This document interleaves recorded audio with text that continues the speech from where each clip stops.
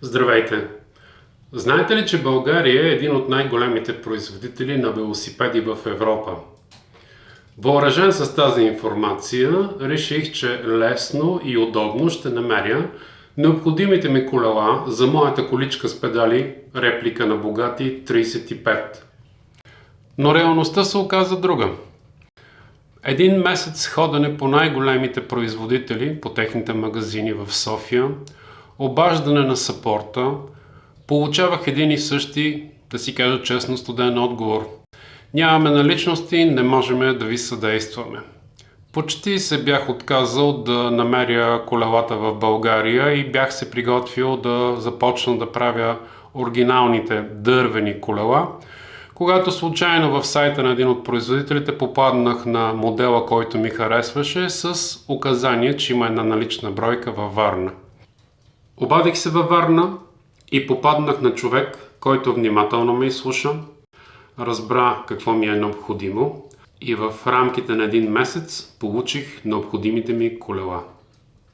Колелата, които избрах, са тези до мен. Алуминиева капла и смятам, че заедно с гумите, които избрах от Чехия, ще се получи един добър модел. Сега това, което трябва да направя е следното. Да видя оста доколко е възможно да бъде разположена асиметрично спрямо каплата, за да мога да помисля за захвата към автомобила. И второто, искам да проверя, според мен не се движат много леко, има съвсем слабо запъване, вероятно или има буклучета, или поради някаква причина леко са пренатегнати гайките.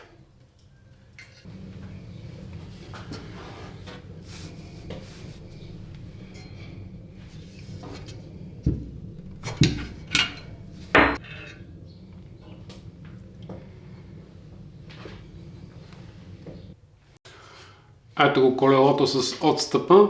И за какво ми беше необходим този отстъп? Така. Трябва да монтирам колелото по някакъв начин тук.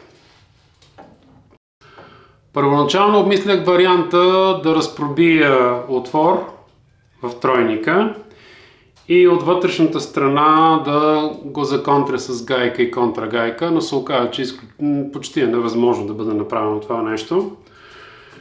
Вариантът, който обмислям в момента е следния. Да използвам такава капачка, да я разпробия с диаметъра на оста, да я монтирам тук и от вътрешната страна на капачката да завия гайка и контрагайка. Ще има достатъчно място.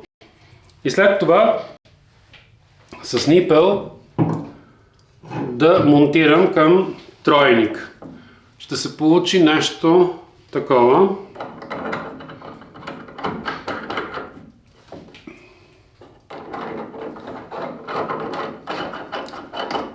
Като тук тази капачка ще може много лесно, ако се наложи, да се развърти колелото и да се направи необходим ремонт. На практика съединението би могло да изглежда така. Ето го възела. Това е тройника.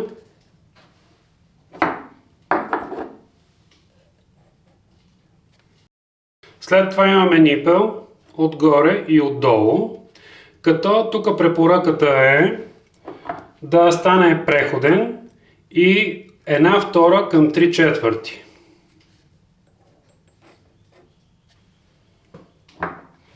Отгоре и отдолу. След това имаме още един нипел, който ето този тук.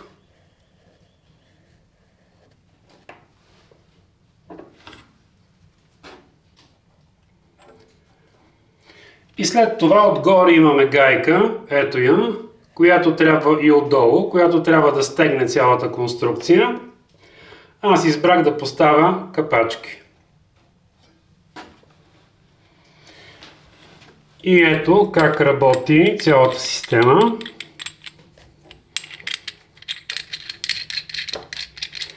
Тук това ще влезе в дървото и няма да може да се върти.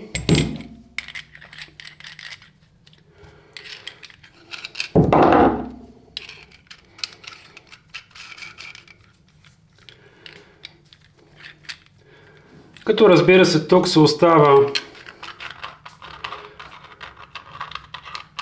тук се затяга за стягане в горния край и тук се оставя да може свободно да направи ето този ход. Като ето и оригиналната конструкция, тук се разпробива болт, ето го болта, който се монтира с две гайки в двата края. Тук се вижда също поглед отгоре, как преминава болта, макар че лично аз бих поставил тук, ако е възможно, една втулка, разпорна втулка, с цел да няма много голям натиск върху стените, макар че тройника е достатъчно здрав. Поставя се болт и на този болт оригиналните колела, ако си спомняте, можете да видите в предишните видеа, са дървени. Тук има една втулка, която се монтира и тя лагерува директно в болт. При мен, тъй като използвам стандартни колела за велосипед, онова, което мислех да направя е следното. Да използвам този болт, отново да разпробия и да използвам болта за кормилната щанга. Просто да разменя тези две места. Тук се вижда. Вместо тук да бъде болт, да бъде тръбичка, а в тази страна да бъде болта, за да може с кормилната щанга да се управлява колата. И тогава, това е едната ми идея, ще бъде монтирано колелото по този начин. Както показах преди малко. Може би сега ще стане по-ясно.